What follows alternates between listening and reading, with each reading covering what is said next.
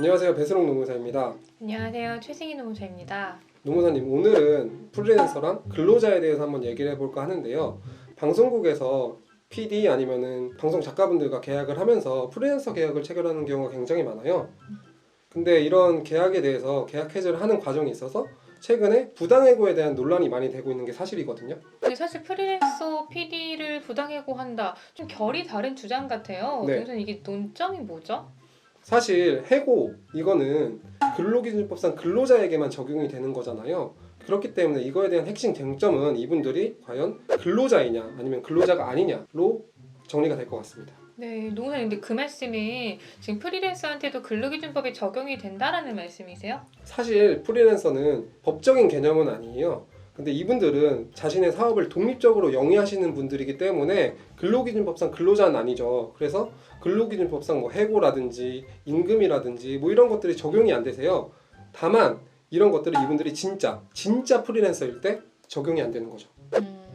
근데 진짜 프리랜서다라고 하면은 가짜 프리랜서도 있다는 말씀이신가요? 그쵸. 뭐냐면 프리랜서 계약을 체결하면서 그 실질이 근로자인 분들이 있잖아요. 아, 그러니까 계약은 프리랜서 계약서, 뭐 혹은 뭐 명칭은 다양하죠. 뭐 용역 계약서, 위탁 계약서, 뭐 도급 계약서, 뭐 이런 걸로 체결을 했는데 실제 관계는 근로자더라. 이거를 그렇죠. 지금 가짜 프리랜서라고 말씀을 하시는 거죠? 뭐 대표적으로 택배 기사분들이나 아니면은 헬스장에서 일하시는 트레이너분들, 미용실에서 일하시는 디자이너 선생님들, 뭐 이런 분들이 프리랜서 계약서를 작성을 하시지만 뭐 실질적으로 기본급을 받는다든지 아니면 근로 장소나 근무 시간이 정해져 있다든지 뭐 지휘 감독을 받는다든지 근로자성으로 인정될 수 있는 요소가 굉장히 많거든요. 근데 이렇게 근로자냐 프리랜서냐 어떻게 판단하죠?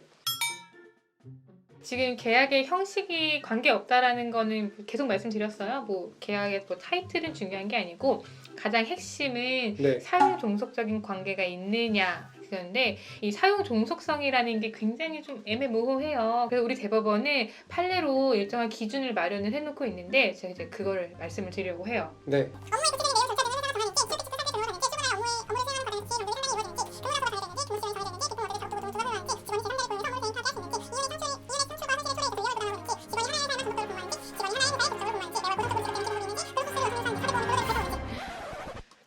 고생하셨어요.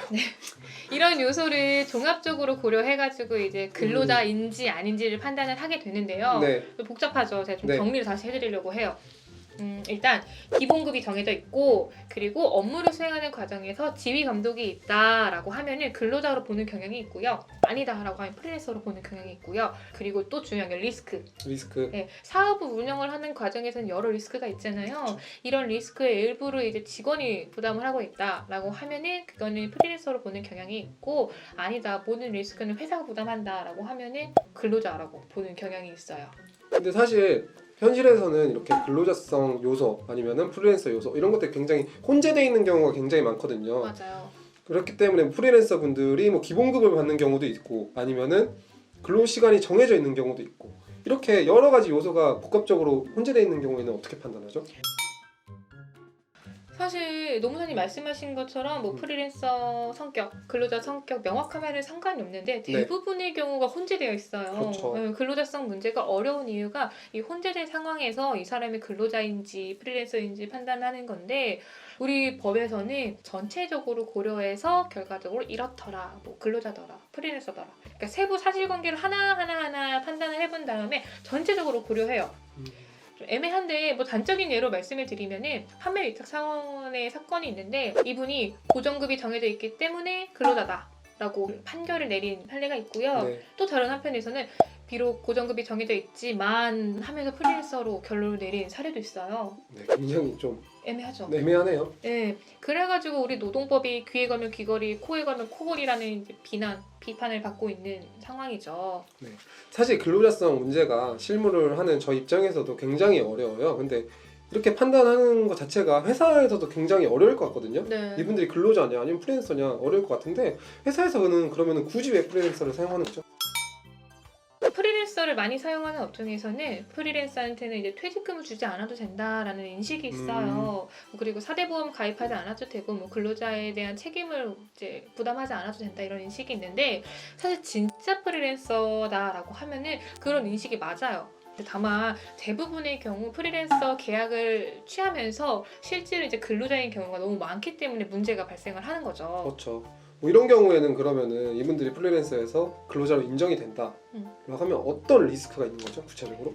근로자로 인정이 된다라고 하면은 퇴직금 지급을 해주셔야 돼요. 퇴직금. 예, 많은 이제 경우에 프리랜서로 사용하면 퇴직금을 안 줘도 되니까 이렇게 생각을 하셔서 월급을 조금 높게 책정하는 경우들이 있어요. 그럼 이 높게 책정된 금액을 기준으로 해서 퇴직금을 다시 산정해서 주셔야죠. 회사에 부담이 어마어마할 것 같네요. 왜냐하면 이런 경우에는 이분들은 한 분만 사용하진 않을 거잖아요. 맞아요. 예, 프리랜서를 사용하는 업종들은 거의 대부분의 직원을 다 프리랜서로 쓰기 때문에 네. 한 명에 대한 법률 분쟁이 불거지면 이게 이제 막 확장되는 경향이 있어요. 그래서 다 모든 프리랜서한테 이제 퇴직금을 준다, 뭐 그밖에 임금을 준다 하면은 엄청난 부담이 되겠죠. 그렇죠. 그렇기 때문에 꼭 법률 점검이 좀 필요할 것 같거든요. 맞아요. 특히 그러니까 우리가 프리랜서를 사용을 한다라고 하면은 프리랜서인 이 사람이 진짜 프리랜서인지 가짜 프리랜서인지 점검을 먼저 받으시고 가짜 프리랜서라고 한다면은 이 사람을 애초에 그냥 근로자로 돌려버릴지 네. 아니면은 진짜 프리랜서로 관리를 할지 어떤 게 좀 더 이득이 되는지를 좀 점검해보고 관리 방식을 좀 바꾸시는 게 필요하세요. 오늘 뭐 이렇게 프리랜서 아니면 근로자 이런 거에 대해서 알아봤는데 사실 노동 환경이 굉장히 빠르게 변화하고 있고 새로운 노동 형태가 많이 발생하고 있어요. 최근에 뭐 택배 기사님들에 대해서 근무 환경 자체가 좀 이슈가 되기도 했었죠. 네. 그래서 꼭 이분들이 프리랜서라고 해서 이런 법적인 뭐 보호에 대해서 배제시키는 것이 아니고 법적인 테두리 안으로 넣을 수 있는 그런 사회적인 아니면 제도적인 보완이 좀 필요한 시점인 것 같습니다. 맞습니다. 네. 더 궁금하신 점이 있으시면 유튜브에 댓글을 달아주시고요. 아니면 저희 블로그로 들어오셔도 많은 정보를 얻으실 수 있습니다. 감사합니다.